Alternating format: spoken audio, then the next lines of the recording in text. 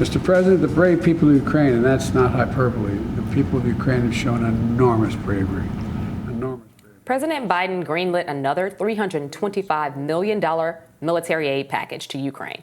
He made the announcement yesterday during a meeting with Ukrainian President Volodymyr Zelensky.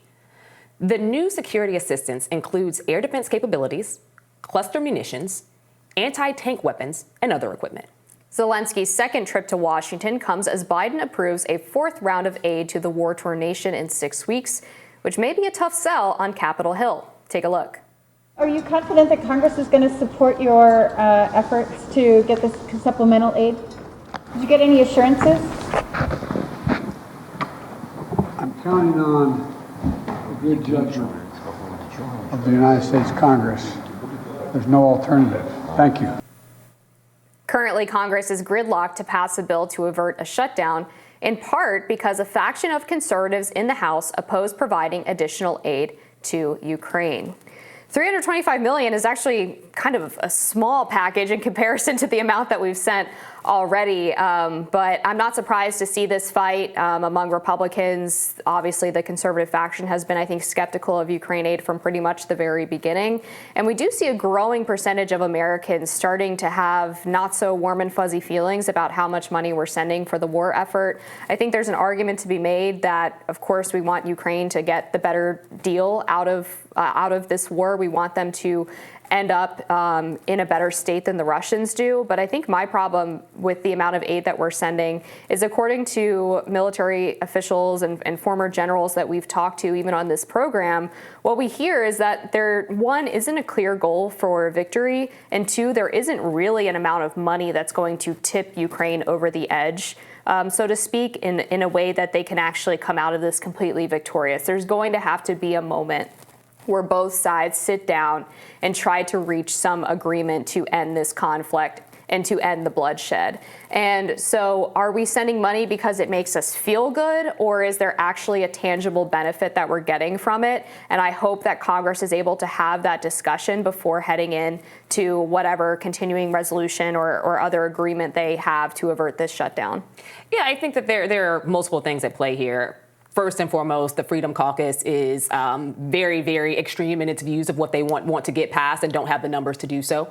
With that in mind, we do know that funding for Ukraine within the caucus itself, within Congress, is actually something that is very strongly supported. We do not have a ton of congressional members who are anti-Ukraine, who are anti-funding supports for the protection and the preservation of democracy and the democracies that we support abroad.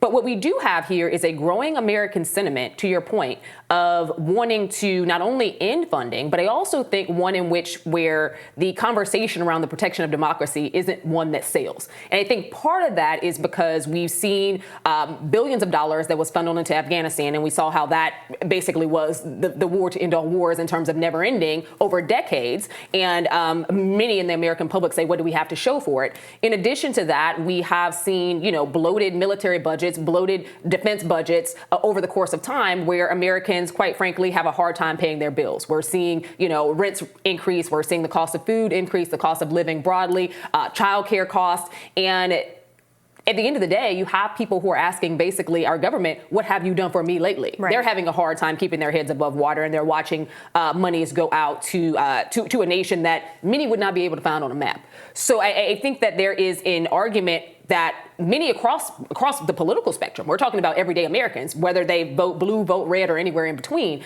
there is not a very strong sentiment for support of this at this point. And I think that that is because of the economic strife we currently face. And that is not one that this is not a new issue. Most Americans, before we fully knew what was going on in World War II, did not support any level of intervention or money is going to support the efforts of our allies as well then, because America was also coming off of Great Depression level economic strife. So this is something that we've seen time and time again. It's also a time in which most people with dictatorial ideas tend to try to amplify because they understand that nations that are currently having their own economic problems are less likely to be engaged in or try to support those who are consistently allies of theirs. And I think that that's something that we face. Also, it's a political cycle. You have to be very careful in what may be off-putting for your voters. But this is a very frustrating time, I think, for many people involved, in particular because this, to a point you made earlier, is a very small amount in construct with how much has been given to Ukraine up at this point. I don't think that for the American public, Volodymyr Zelensky coming in speaking to Congress makes that much of a difference.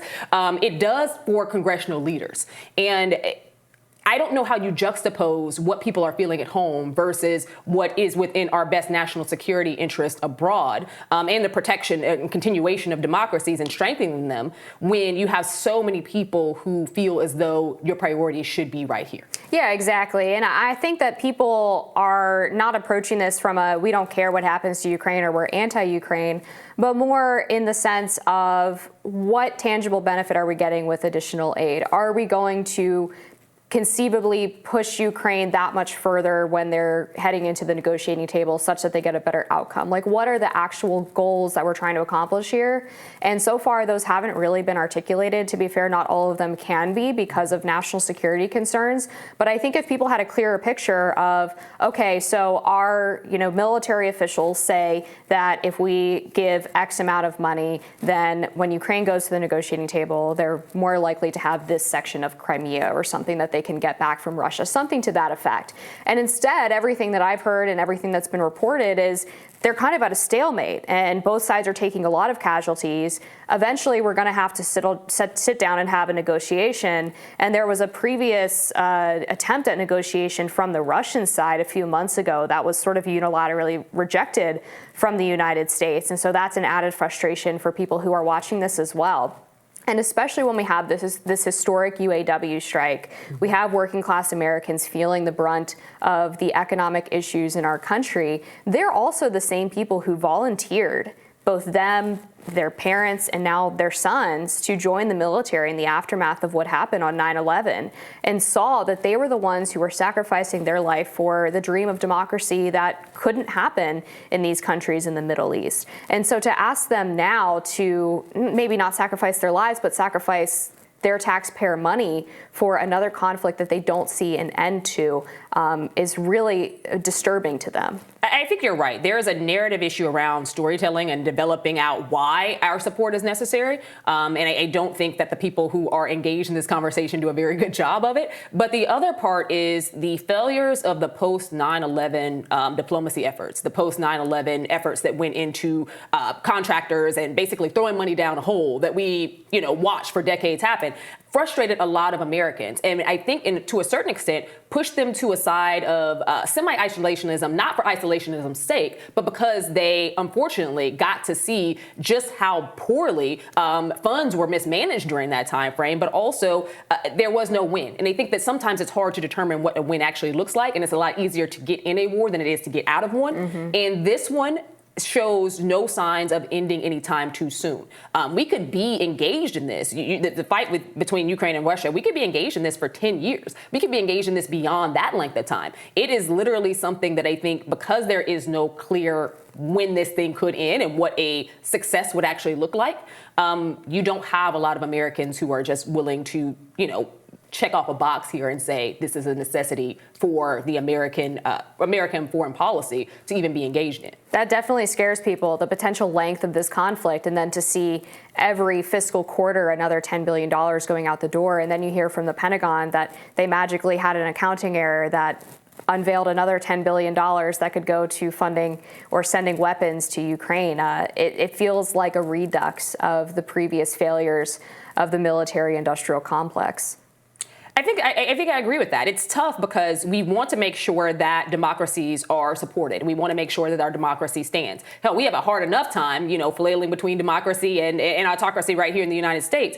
But I think that there is something to be said about acknowledging where American angst is coming from and not necessarily talking down to it, but understanding where it is. And if there is information that can be provided that would help to relieve some of the stressors, obviously do that, but also ensure that, America has a way out, because I think that part of this is that the American public does not understand engaging in something where there is no end goal and you don't have a way to, reverse course should it entirely blow up in our face. Yeah, and I think in that sense, having Zelensky come and sit with Congress maybe even makes things worse, because this guy has sort of turned himself into a media celebrity, and that's not something that I think people want to see when he's supposed to be leading a war effort. I mean, doing a Vogue magazine cover and photo shoot just gives people the icky feeling of like, is this guy doing this to boost his own profile, or is he doing it on behalf of his people? And if he is doing it on behalf of his people, then explain why